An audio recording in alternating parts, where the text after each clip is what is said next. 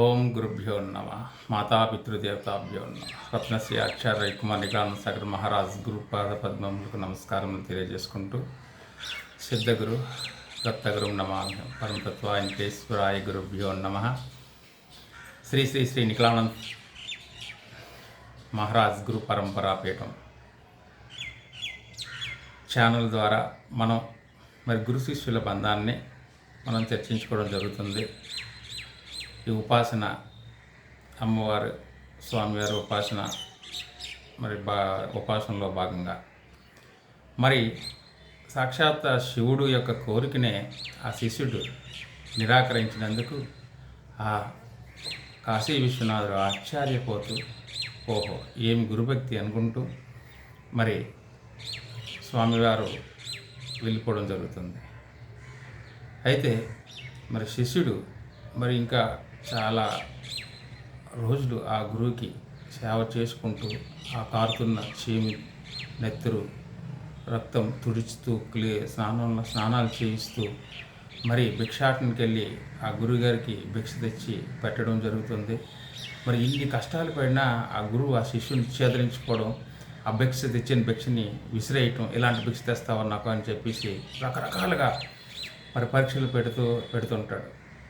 ఎంత గురువు పరీక్షలు పెట్టినా ఆ శిష్యుడికి విసుగు రావటం కానీ, కోపం రావటం కానీ, చేదరించుకోవడం కానీ లేకుండా గురువు ఎన్ని కష్టాలు పెట్టినా, ఎన్ని తిట్లు తిట్టినా, ఎంత చేదరించుకున్నా ఆ గురువు సేవే చేసుకుంటూ ముందుకు వెళ్తుంటారు.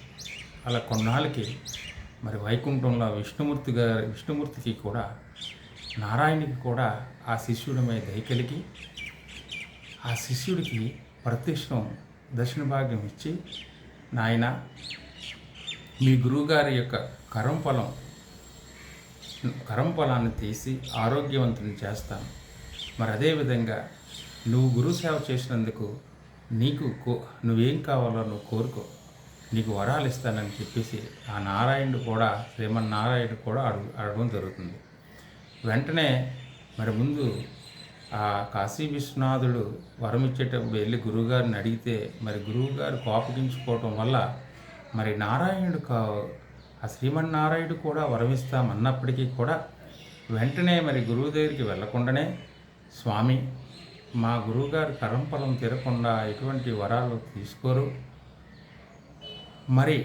నా వరం అంటారా, నాకు ఎటువంటి వరాలు వద్దు, నాకు మీరు ఇవ్వలిస్తే నాకు మా గురువుగారి సేవ ఇంకా చేసుకునే భాగ్యాన్ని నాకు ప్రసాదించండి, మా గురువుగారి యొక్క ఆశీర్వాదం కలిగేటట్టు నన్ను దీవించండి, అంతకు మించి నాకు ఏమొద్దు అని చెప్పేసి ఆ శ్రీమన్నారాయణతో ఏదైతే ఈ శిష్యుడు మాట్లాడుతున్నాడో ఇవన్నీ కూడా ఆ గురువుగారు దేవి దృష్టిలో చూడడం జరుగుతుంది.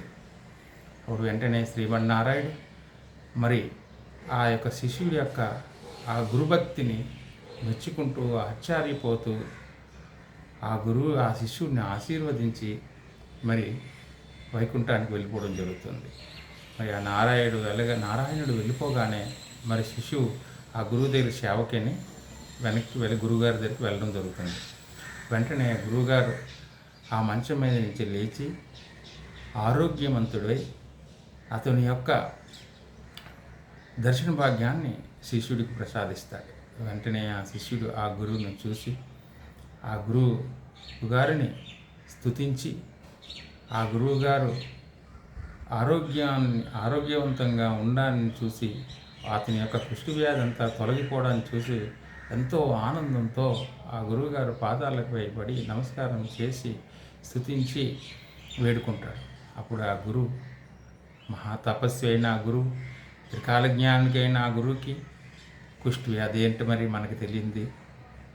వెంటనే ఆ గురువు ఆ శిష్యుని అంటాడు, శిష్య నీ యొక్క ఔదర్యాన్ని, నీ యొక్క గురుభక్తిని తెలుసుకుందామనే నీకు ఈ పరీక్ష పెట్టాను తప్ప నాకు ఎటువంటి కుష్టి వ్యాధి లేదు. నువ్వు ఈ పరీక్షలో విజయం పొందావు కనుక సకల శాస్త్రాలు కూడా నువ్వు అభ్యసించేటట్టు నేను వరాన్ని ఇస్తున్నానని చెప్పేసి ఆ శిష్యుడికి అన్ని విధములైన వరాలు ఇచ్చి ఆశీర్వదిస్తాడు ఆ గురువు. అంటే గురువుకి చేసిన సేవ వల్ల, గురు భక్తి వల్ల మనకి తెలిసింది ఏంటంటే, ఆ శ్రీమన్నారాయణుడు ఆ యొక్క మహాశివుడి యొక్క దర్శన భాగ్యం కూడా ఆ శిశువుకి దక్కింది. అది అంతటి భాగ్యం చూడండి. ఏ తపస్సు చేసాడు అతను, ఏ జపాలు చేసాడు అతను, ఏ హోమాలు చేసాడు అతను, కేవలం గురు భక్తి ఒకటే. అంటే గురు భక్తి అంతటి గొప్పది. కనుక గురు గురు బ్రహ్మ, గురు విష్ణు, గురుదేవో మహేశ్వర, గురు సాక్షాత్ పరబ్రహ్మ, తస్మై శ్రీ గురువే నమః అని అన్నారు. ఓం నమ శివాయ, ఓం గురుభ్యో నమః. ఇంకా ఈ ఆధ్యాత్మికత, ఈ ఉపాసన గురించి వచ్చే భాగంలో తెలుసుకుందాం. ఓం నమ శివాయ.